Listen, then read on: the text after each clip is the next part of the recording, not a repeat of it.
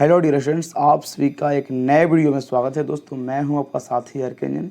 इस वीडियो में हम लोग क्लास 10th का हिंदी का एक चैप्टर लेके आए जिसका नाम है श्रम विभाजन और जाति प्रथा। श्रम विभाजन और जाति प्रथा, ये श्रम विभाजन और जाति प्रथा को आज हम लोग अपनी भाषा में समझेंगे और बहुत ही आसानी तरीक़ा से। तो प्लीज़ इस वीडियो को जब तक आप लोग अंत नहीं देखें तब तक पूर्ण रूप से ये वीडियो को समझ में आएगी नहीं। थोड़ा सा लंबा वीडियो होगा लेकिन आपके लिए बहुत हेल्पफुल वीडियो होगा। इसको देखने के बाद आपका सारा ऑब्जेक्टिव सब्जेक्ट के सारे क्वेश्चन क्लियर हो जाएंगे और हम समझाने का प्रयास करेंगे, आपको बेहतर से बेहतर समझा सके। ठीक है, तो वीडियो को शुरू करते हैं। देखिए, सबसे पहले श्रम विभाजन। श्रम मतलब होता है कार्य, विभाजन और जाति प्रथा। यहाँ पर जाति प्रथा, ठीक है। श्रम विभाजन और जाति प्रथा इसके पाठ का नाम है। श्रम मतलब क्या होता है? काम। विभाजन मतलब उसको बांटना, काम के आधार पर बांटना। और जाति प्रथा, जाति के आधार पर किसी को बांटना। उसी के बारे में इस पाठ में डॉक्टर भीमराव अंबेडकर के द्वारा चर्चा किया गया है। इस पाठ के सबसे पहले हम जो लेखक हैं डॉक्टर भीमराव, उनका हम जीवन के बारे में समझते हैं, उनका परिचय समझते हैं। उन्होंने क्या क्या किया, उनका जन्म कब हुआ, वो कहाँ के रहने वाले थे, उन्होंने कैसे शिक्षा की, ये लेखक की जानना जरूरी है। क्योंकि आपका एग्जाम में ऑब्जेक्टिव सारा क्वेश्चन यहीं से रहता है। अधिकतर क्वेश्चन जो होता है इसी से रहता है। तो सारे क्वेश्चन हम लोग यहाँ से पूरा बारीकी से पढ़ेंगे। पहले उनका परिचय पढ़ेंगे, उसके बाद हम ज़रा कहानी सीखेंगे। देखिए, डॉक्टर भीमराव अम्बेडकर, बाबा साहब जिनका पूरा नाम क्या है, बाबा साहब का पूरा नाम था डॉक्टर भीमराव अम्बेडकर। इनका जन्म 14 अप्रैल 1891 के महू मध्य प्रदेश में एक दलित परिवार में हुआ था। मध्य प्रदेश के एक छोटा सा जगह है जिनका नाम है महू। एक दलित परिवार में होता है। ये दलित मतलब जो निचले कास्ट के होते हैं उस दलित कहता है। मानव मुक्ति के पुरोधा बाबा साहब अपने समय के सुपठित जनों में से एक थे। मतलब कि मानव मुक्ति के पुरोधा अपने समय, मतलब कि उस समय 1947 से, ये 1891 से बाद की बात कर रहे हैं कि मतलब कि कितना 1900 के करीब की बात है इसमें। उस समय क्या थे, तो अपने समय में सबसे सुपठित मतलब कि पढ़े लिखे लोगों में से एक थे। पढ़े लिखे लोगों में से एक थे, मतलब कि बहुत तेज आदमी थे। उनकी प्राथमिक शिक्षा गांव में हुई और प्राथमिक शिक्षा के बाद वे बड़ौदा के नारेस, बड़ौदा कहाँ है, तो पड़ता है कहाँ पर, उधर आपको पड़ेगा ये बड़ौदा जो पड़ता है आपका शायद पड़ता है तो मैं महाराष्ट्र में पड़ता है। बड़ौदा के नरेश के प्रोत्साहन पर उच्चतर शिक्षा के लिए निवार करे। मतलब बड़ौदा के नरेश थे जिनके यहाँ इनके पिताजी काम करते थे। तो उन्होंने क्या दिया, इनके ये बहुत पढ़ने में तेज थे, तो उन्होंने क्या किया, जो बड़ौदा के नरेश थे उन्होंने उनको कुछ क्या जी बोल सकते हैं कि छात्रवृत्ति दी, कुछ प्रोत्साहन राशि दी, जिसके चलते क्या चाहिए उच्चतर शिक्षा, मतलब उच्चतर शिक्षा ग्रेजुएशन की पढ़ाई करने के लिए ये कहाँ चले गए, न्यूयॉर्क चले गए। न्यूयॉर्क कहाँ पड़ता है, तो अमेरिका में पड़ता है। और फिर वहाँ से कहाँ चले गए, लंदन चले गए। कब की बात है, तो ये बहुत पहले की बात है। आज से करीब ना जाए तो 100 साल पहले की बात हम कहेंगे, क्योंकि उसमें 1922 में 23 की बात हो गई बात। चले गए उन्होंने। देखो, आज के समय बता दें कि आज के लोग को विदेश जाना बहुत मुश्किल है, उस समय कितना मुश्किल से विदेश गए होंगे।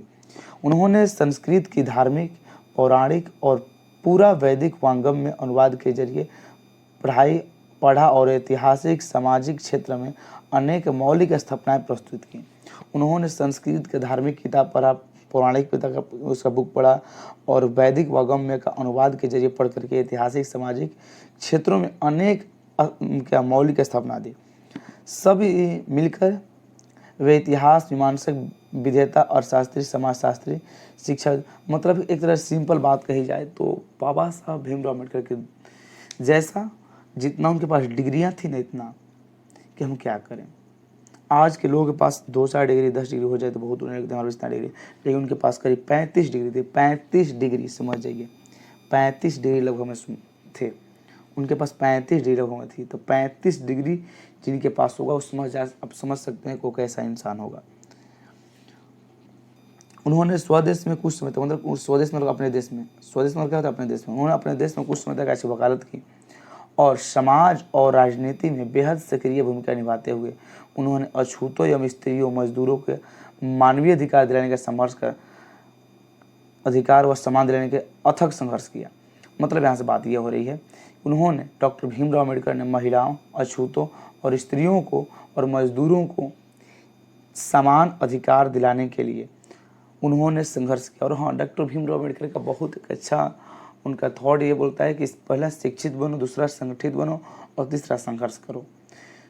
उनका ये बहुत अच्छा हमको लगता है कि उन्होंने कहा था कि शिक्षित बनो, संगठित बनो और संघर्ष करो। तो ये अपने लाइफ में जरूर करनी चाहिए। शिक्षित पहले हमको होनी चाहिए, उसके बाद संगठित बनो, उसके बाद फिर क्या चाहिए, संघर्ष भी क्या करो। शिक्षित का मतलब होता है पहले पढ़ो, संगठित में क्या संगठन बनाओ और फिर क्या चीज़ करो, गलत का संघर्ष क्या करो, उसको एक तरह से विरोध करो। अगर अपने लाइफ में हो तो उसको संघर्ष करके उसको हासिल कर लो। और इसका ध्यान से क्वेश्चन पूछता है कि उनके चिंतन व रचनात्मक के मुख्यतः 3 प्रेरक व्यक्ति थे। कौन कौन जी? तो बुद्ध, कबीर और ज्योतिबा फूले। यहाँ से क्वेश्चन ये पूछता है कि भीमराव अम्बेडकर के चिंतन और प्रेरक व्यक्ति कौन थे? प्रेरक व्यक्ति कौन थे? तो बुद्ध, कबीर और ज्योतिबा फूले। भारत के संविधान निर्माण में उनकी महत्वपूर्ण भूमिका थी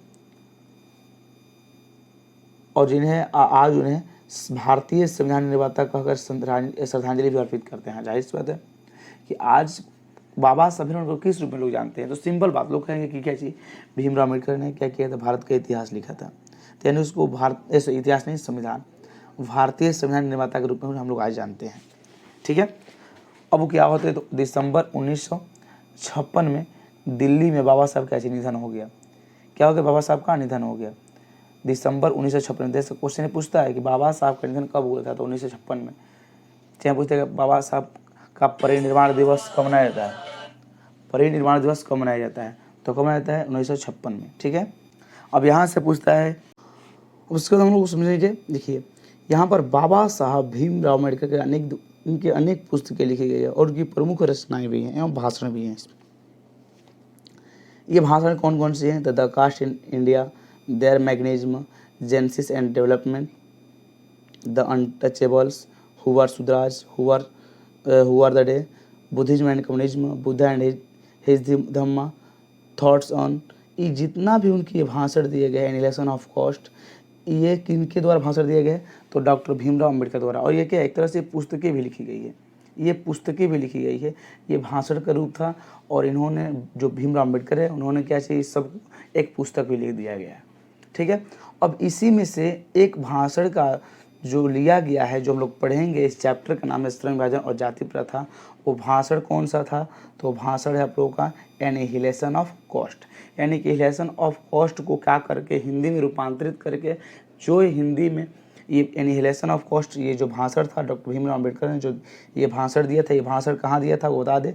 तो ये भाषण दिए थे कहाँ पर? यहाँ पर लिखा गया होगा।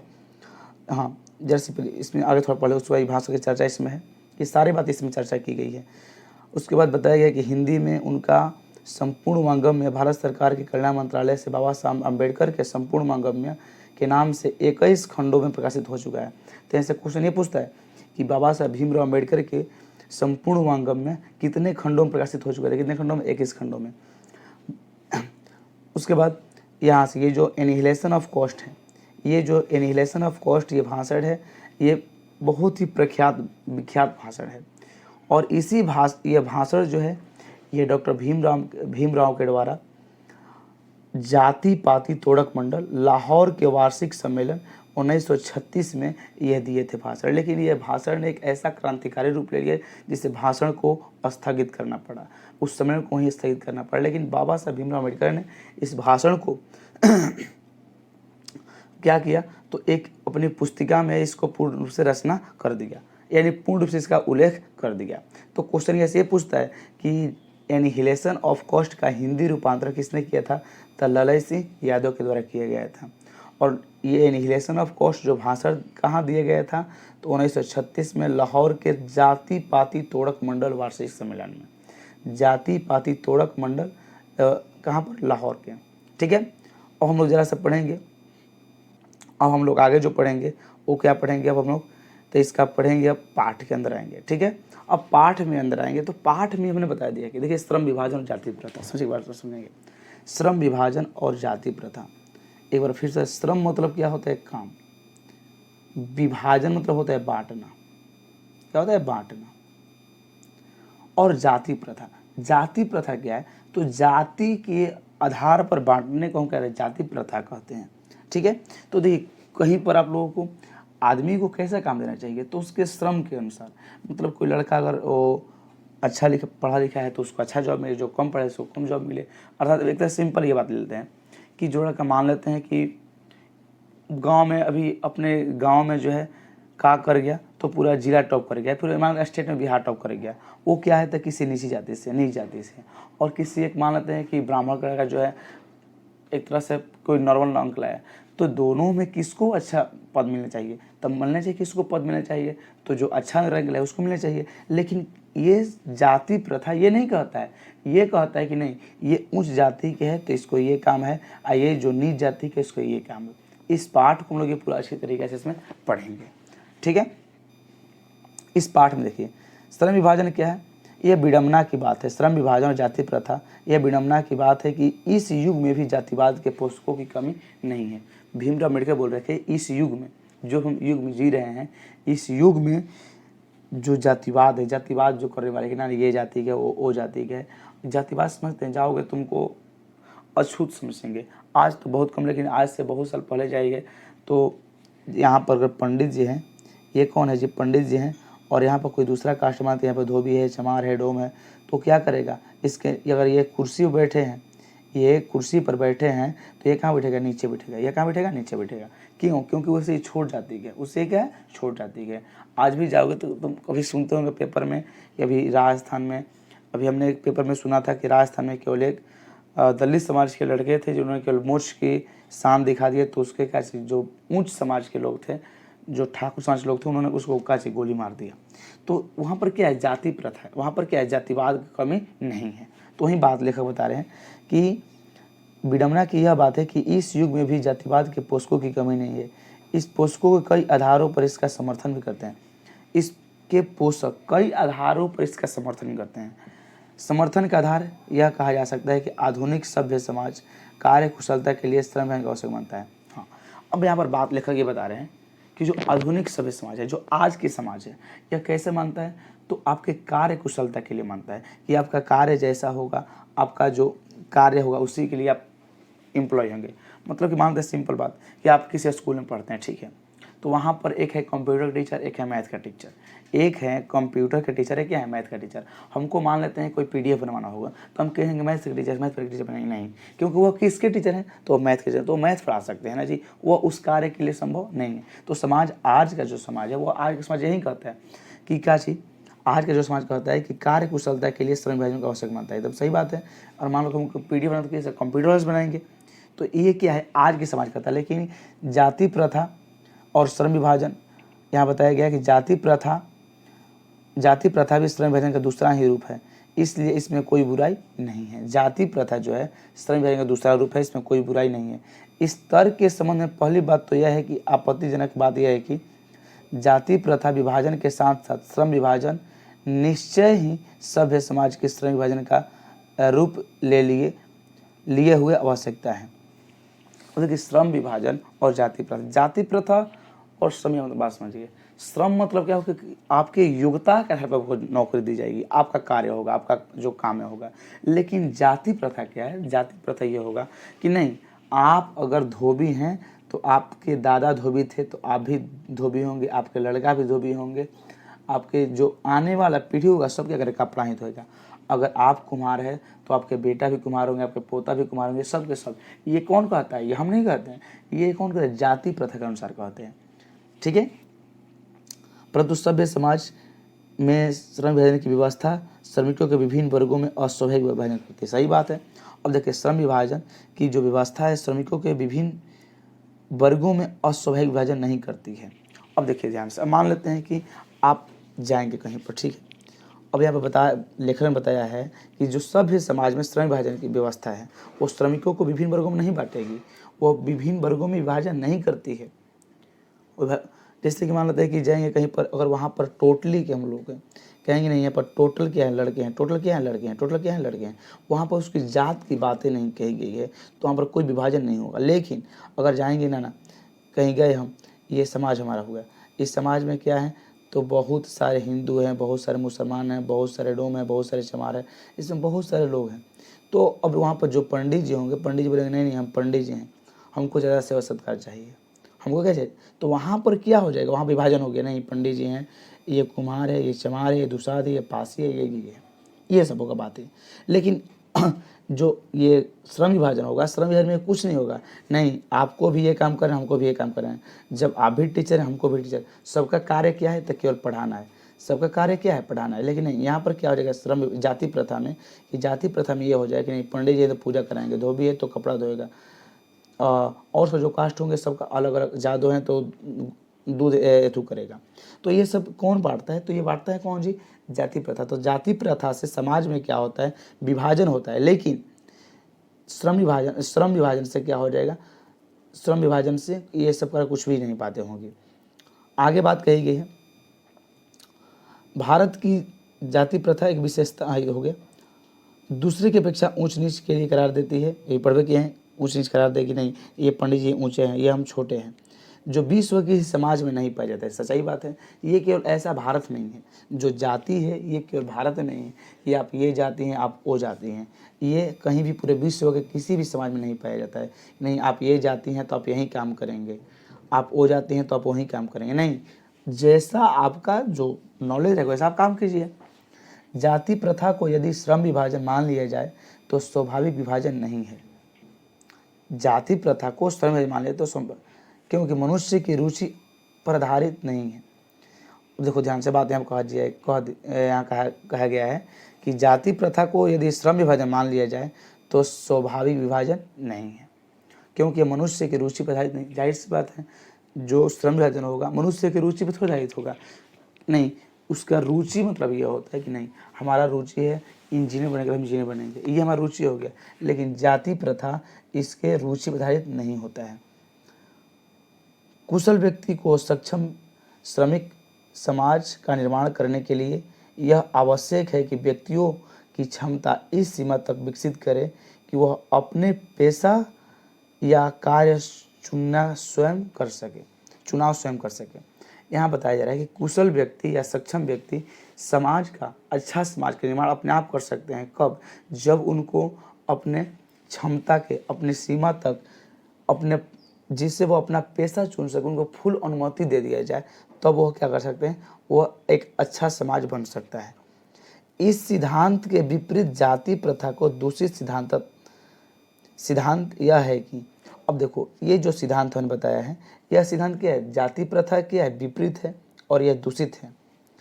इससे मनुष्य की प्रशिक्षण अथवा निजी क्षमता का विचार किए बिना दृष्टिकोण जैसे माता पिता के सामाजिक स्तर के अनुसार पहले ही अर्थात गर्भधारण के समय से ही मनुष्य की पेशा निर्धारित कर दिया जाता है।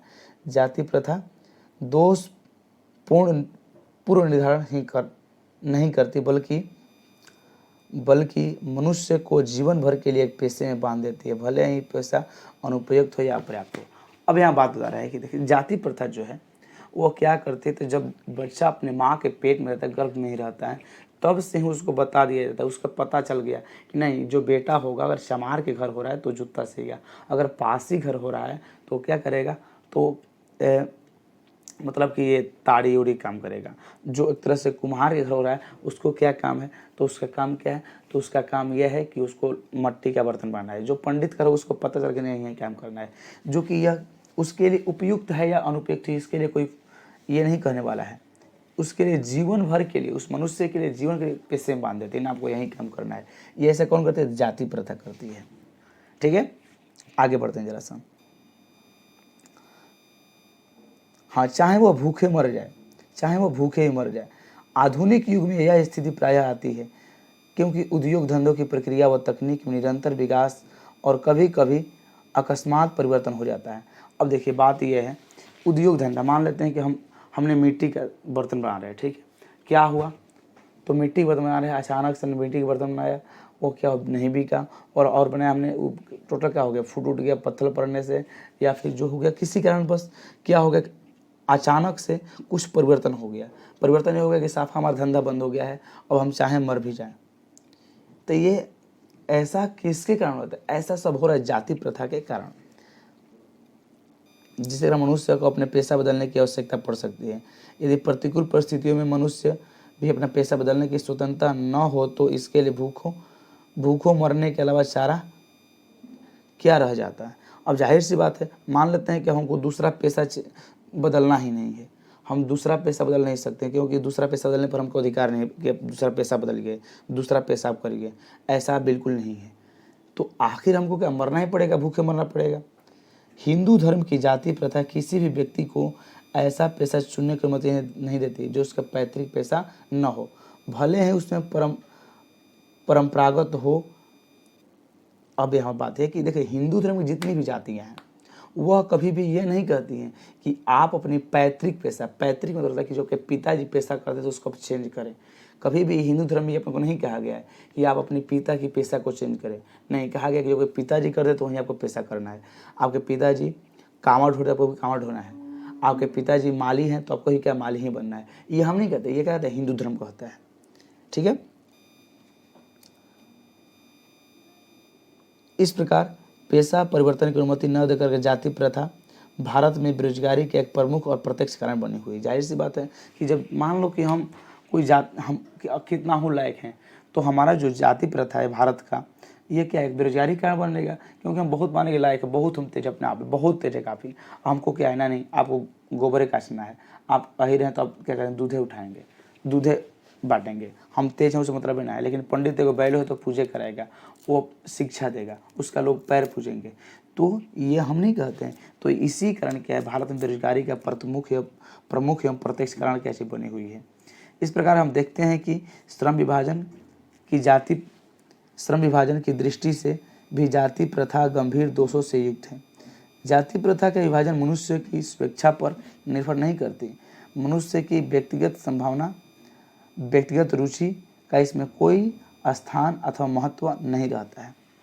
अब यहाँ लेखक बता रहा है कि जाति प्रथा का विभाजन मनुष्य की स्वेच्छा पर निर्भर नहीं करती। जाहिर सी बात है कि जाति प्रथा मनुष्य की विभाजन नहीं कर सकती ना, कि अभी जाति है तो आप यही काम कीजिए। आप उस लायक होने चाहिए। मनुष्य की व्यक्तिगत भावना, व्यक्तिगत रुचि, उसका कोई स्थान इसमें महत्व नहीं रहता है। किस में, तो जाति प्रथा में। लेखक बता रहे हैं कि आप मनुष्य के व्यक्तिगत भावना कि व्यक्ति क्या करना चाहता है, व्यक्ति की क्या रुचि है, इसमें उसका कोई महत्व नहीं रहता है। किस में, तो जाति प्रथा में।